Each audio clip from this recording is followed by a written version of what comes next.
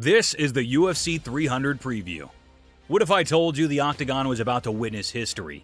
That the stakes are higher, the fighters fiercer, and the anticipation unbearable. Welcome to the UFC 300 preview. Get ready to witness the clash of titans, the showdown of legends. Big news, fight fans! Brace yourselves because UFC 300 is on the horizon, and it's bringing the heat with a colossal main event showdown between two absolute beasts, Alex Pereira and Jamahal Hill. Get ready to witness some serious fireworks in the octagon.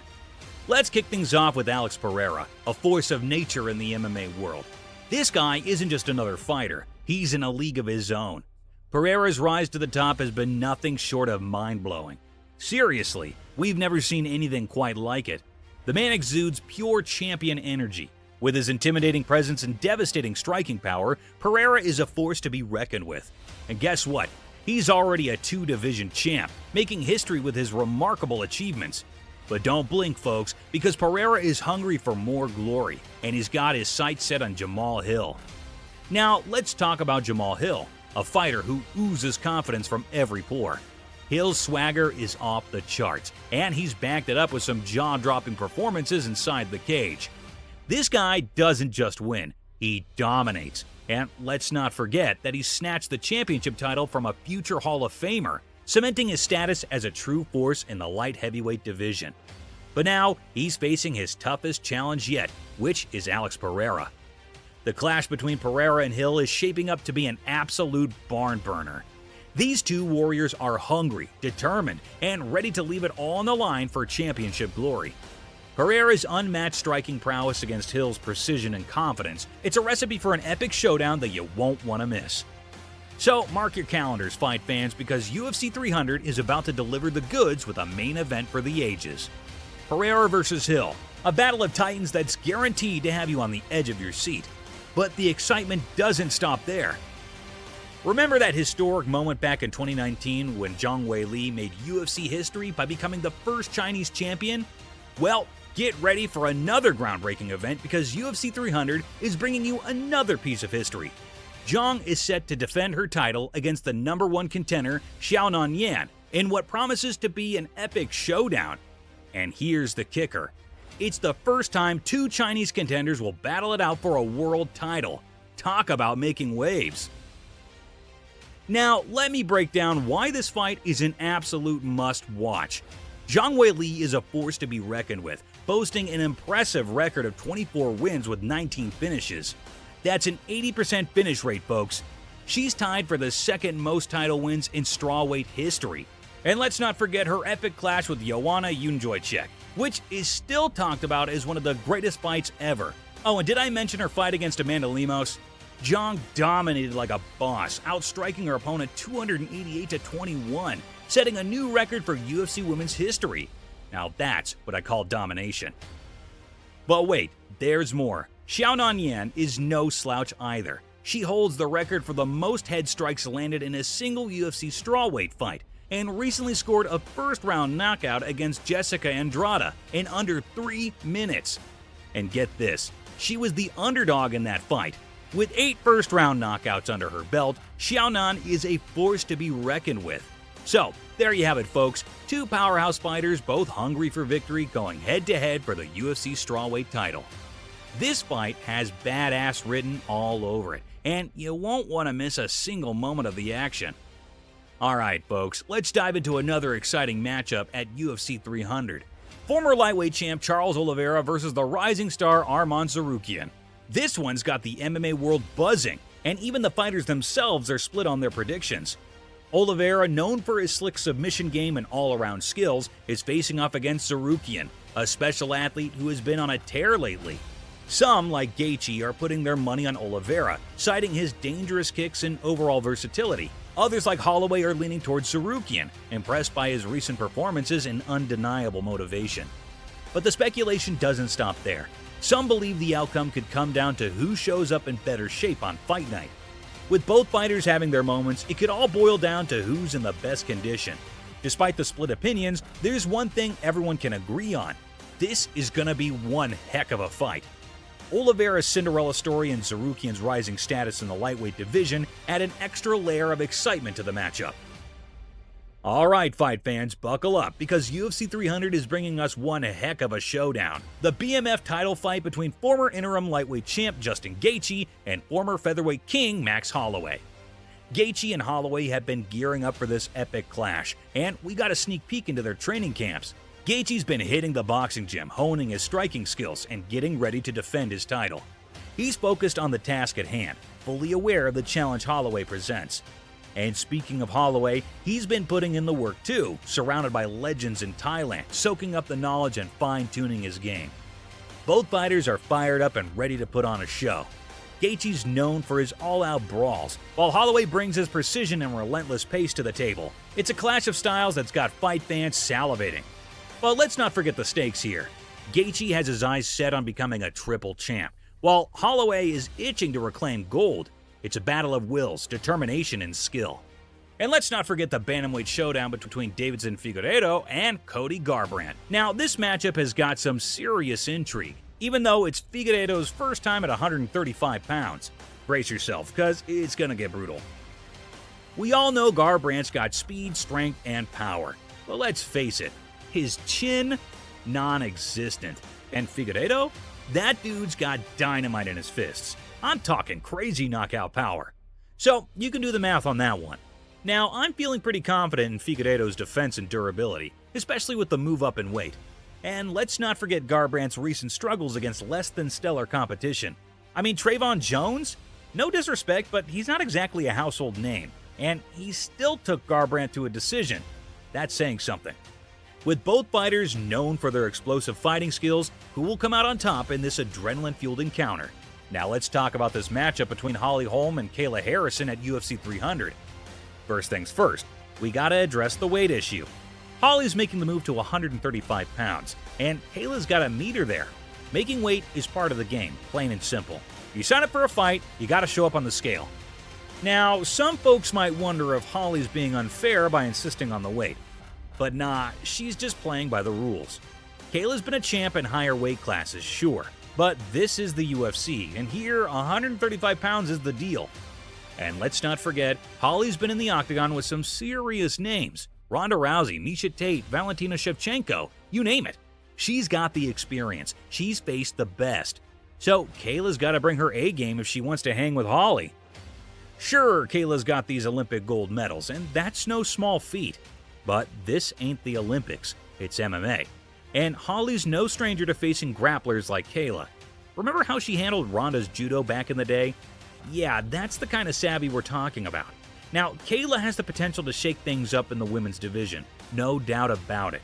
Kayla's got the opportunity of a lifetime here. Fighting on UFC 300? That's huge. But she's got to make it count. No more playing it safe in the lower leagues. No more avoiding the big names. This is her chance to prove she belongs among the best. Alright fight enthusiasts, let's dive into another intriguing matchup at UFC 300. Jiri Prochazka versus Alexander Rakic. Prochazka, known for his unpredictable style and ability to surprise, is a tough one to predict. Some fighters are leaning toward him, acknowledging his knack for defying expectations and pulling off unexpected wins. They believe he'll bounce back from his loss to Alex Pereira and come out swinging. However, Rakic is no slouch either.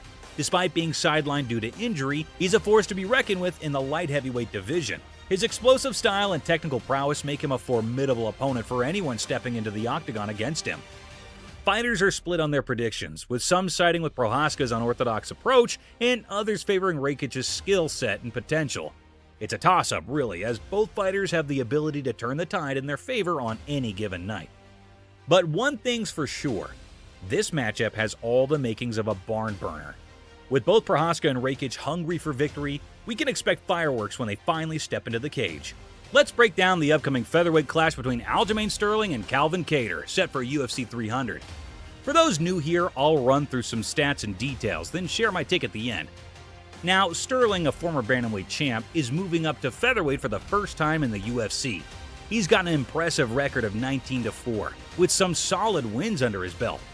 On the other side, we've got Kattar, a New England cartel standout, with a record of 23-7. He's known for his striking prowess and has had some memorable battles in the octagon. Sterling at 5'7" will be facing Kattar, who's slightly taller at 5'11".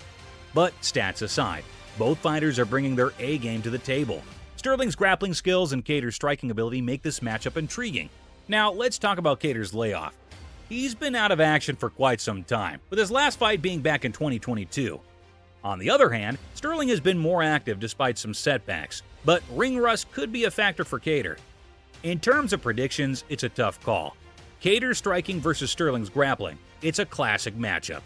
While Kattar might have the edge in size and striking, Sterling's ground game could pose serious problems. And keep your eyes peeled for rising star Bo Nickal as he takes on Cody Brundage in a middleweight clash that promises fireworks. With Nickal's meteoric rise through the ranks, could this be the fight that propels him towards championship glory?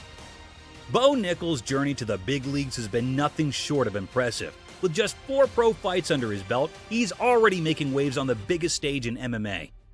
Nickal's rise has been meteoric, finishing all 4 of his opponents in the first round with a total octagon time of less than 5 minutes. That's lightning fast. And while some might argue that his opponents haven't been top tier, Nickal's background speaks volumes. With 3 high school wrestling championships and multiple NCAA Division I titles at Penn State University, he's no newbie to combat sports. Now, Cody Brundage might not have the flashiest record at 10 wins and 5 losses, but he's no pushover. Tough, durable, and riding a 2-fight win streak, Brundage poses a real challenge for Nickal. But let's be real here. Nickal's wrestling prowess is on another level. Once he gets a hold of Brundage, it's game over. Sure, Brundage might put up a fight, but Nickal's control on the ground will likely seal the deal. It's a test for Nickal, facing tougher competition than before, but one he's more than ready for. While we can't throw him in with the top 10 just yet, this matchup with Brundage will give us a taste of what Nickal is truly made of. So I just stumbled upon some pretty awesome news, and I couldn't wait to share it with you. Diego Lopes vs. Sodiq Yusuff has been officially added to the lineup for UFC 300. I mean, talk about turning up the heat for the big show, right? This matchup is like adding an extra layer of spice to an already sizzling event. Now, let's break it down a bit. Diego Lopes is no stranger to the spotlight, and he's got the potential to be a huge star in the making. On the other side, we've got Sodiq Yusuff, a solid fighter with plenty of experience under his belt. Sure, he might have lost his last fight, but you can bet he's coming back stronger and more determined than ever. Now, who's going to come out on top in this showdown? Well, my money's on Diego Lopes, but it's going to be a close call. I see this going the distance, with Diego edging out a narrow decision victory. Don't get me wrong, Sodiq Yusuff is no pushover. He's going to bring the heat in the first couple of rounds, but Diego's got the stamina to weather the storm and come back swinging in the later rounds.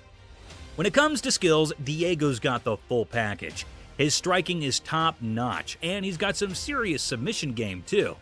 Plus, with a full camp behind him, he's going to be in peak condition come fight night.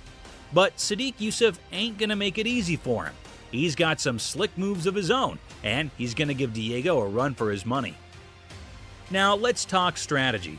Sodiq Yusuff's got to capitalize on Diego's limited head movement. If he can land some well-timed head kicks and body shots, he might just catch Diego off guard. But Diego's no slouch when it comes to defense, so Sodiq's got to be smart about picking his shots and not leaving himself open to counters. In the end, I see Diego Lopes walking away with the win, but it's going to be a hard-fought battle from start to finish. I'm talking a 29-27 decision in favor of Diego, with the later rounds really showcasing his dominance. But hey, anything can happen in the octagon, so we'll just have to wait and see how it all plays out. But enough about what I think. What are your thoughts on this matchup? Are you Team Diego or Team Sodiq? Well, there's been a new fight announcement for UFC 300, and I wanted to talk about it with you. Jessica Andrade versus Marina Rodriguez has been added up to the lineup. But here's the kicker. It's not the main event or even the co-main event. It's likely going to be on the early prelims. Now, I've seen some mixed reactions to this matchup, with some fans feeling a bit let down. And honestly, I get it. Dana White has been hyping up UFC 300 big time, so expectations were sky high. But hey, let's not hit the panic button just yet. Now, this is one matchup I've been curious about for a while. Surprisingly, it's happening despite the fact that Jessica and Marina are pals. There were rumors that Marina turned down the fight a few times, insisting she'd only face Jessica for a world title. But here we are, and it's happening. Both fighters are seasoned veterans, and with Marina looking to climb back up the rankings and Jessica needing a solid opponent, this matchup feels inevitable. With Xiaonan Yan and Tatiana Suarez booked for title contention and Amanda Lemos already scheduled, there aren't many other options for these two. Now, let's talk about the fight itself.